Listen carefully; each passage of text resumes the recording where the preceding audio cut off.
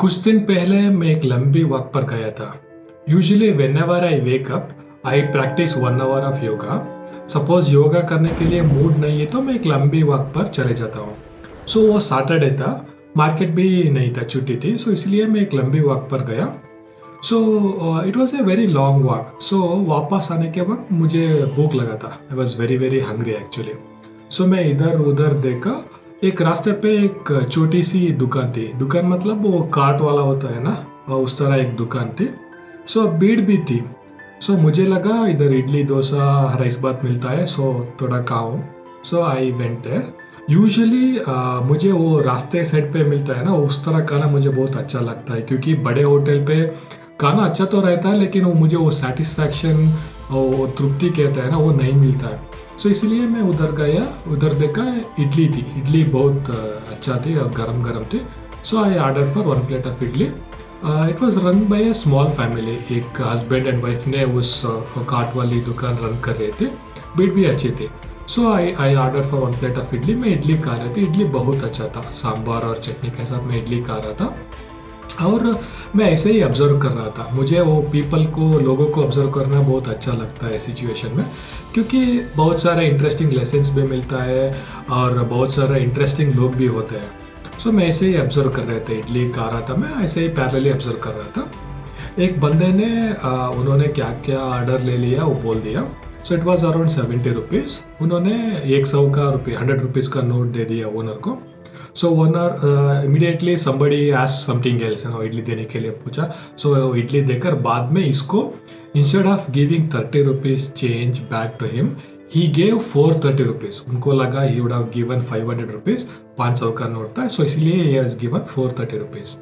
मैं उस लड़के को देखा, he was very young guy. वो बंदे ने ऑलमोस्ट 22 साल का होगा। सो मुझे लगा ये बंदा अच्छा है, probably he will give back the extra 400 rupees. मैं उसको ऑब्जर्व कर रहा था इस तरह। लेकिन whenever the owner gave 430 rupees to him no, so उसका चेहरे पे एक कन्निंग का स्माइल आ गया और he kept all the 430 rupees in his pocket and he was about to turn back. मुझे तो बहुत बुरा लगा, क्योंकि ये रास्ते पे लोग होता है ना, बहुत मुश्किल से काम करता है। सो मुझे बहुत बुरा लगा। इंस्टेंटिवली मैंने पूछा उसे, hey. So immediately he turn back and his face was asking like what. मैंने बोला वो एक्स्ट्रा 400 रुपीज़ है ना, उसको वापस दे दो। डायरेक्टली मैंने बोला। इमीडिएटली उसका चेहरे का रंग बदल हो गया। He was ashamed and his face turned into red. He bowed on his head, नीचे देखा। बाद में पॉकेट से 400 रुपीज़ एक्स्ट्रा, वो पैसा ले लिया। 400 रुपीज़ ओनर को रिटर्न दे दिया। ओनर उसको पकड़ा। ओनर को अभी भी समझ में नहीं आ रहा था इधर क्या हो रहा है। न चोरी का चांसेस तो नहीं है, क्योंकि बहुत भीड़ थी और वो उधर था, ओनर इधर था। सो ओनर को समझ में नहीं आ रहा था। लेकिन उन्होंने 400 रुपीज़ देने के बाद वापस चला गया। सो ओनर ऐसे ही पूछ रहा था, वो मेरी तरफ देखा, ये क्या है। मैंने बोला, he has given only 100 rupees का नोट, you should have given only 30 rupees का नोट, but you have given 430 rupees. इसलिए वो ऐसे ही पकड़ कर जाने के लिए रेडी था। so you should have lost hard earned money, इस तरह बोला उसको।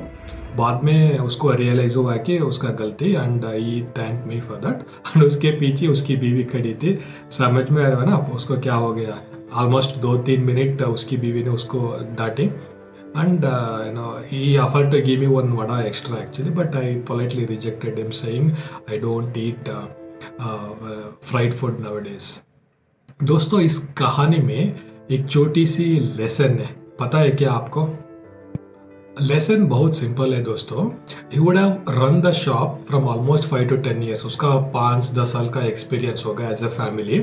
हर दिन he would have seen many people, thousands of people, because वो बहुत भीड़ थी। सो उसको बहुत सारा एक्सपीरियंस है पीपल को हैंडल करने के लिए, वो पैकेज करने के लिए, पैसा लेने के लिए, वो पूरा बिजनेस का एक्सपीरियंस है। फिर भी 1 सेकेंड का negligence would have been costed around 400 rupees, right. So वो 400 रुपीज़ कमाई करने के लिए you should have sold minimum 30-40 और 50 रुपीज़ 50 प्लेट्स ऑफ इडली, है ना। सो फिर भी 1 सेकेंड का गलती, you would have lost 400 rupees. इसी तरह ट्रेडिंग पे भी होता है। So if you are not emotionally all right, आपको इमोशनली अच्छा फील नहीं कर रहे हो तो वो सिर्फ 1 सेकेंड का गलती होता है ना. यू शुड हैव 1 सेकेंड का गलती आपको बहुत महंगा पड़ता है. So you should have seen many people who lost their entire capital or majority of their capital within a single trade or within a single day, maximum. Have not seen any traders who lost their entire capital over 100 trading days. But I have seen most of the people who lost their entire capital or majority of their capital in one single day. Reason क्या है? वो emotion का peak है ना. सो उस तरह emotion को control करना बहुत बहुत ज़रूरी है ट्रेडिंग पे. ओके, मैं और एक बार रिपीट करता हूँ दोस्तों.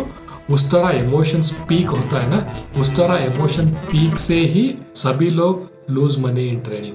सो उस तरह इमोशंस पीक को कंट्रोल करना बहुत बहुत ज़रूरी है. So any trading day if you are not feeling comfortable emotionally, you can always avoid trading on that particular day.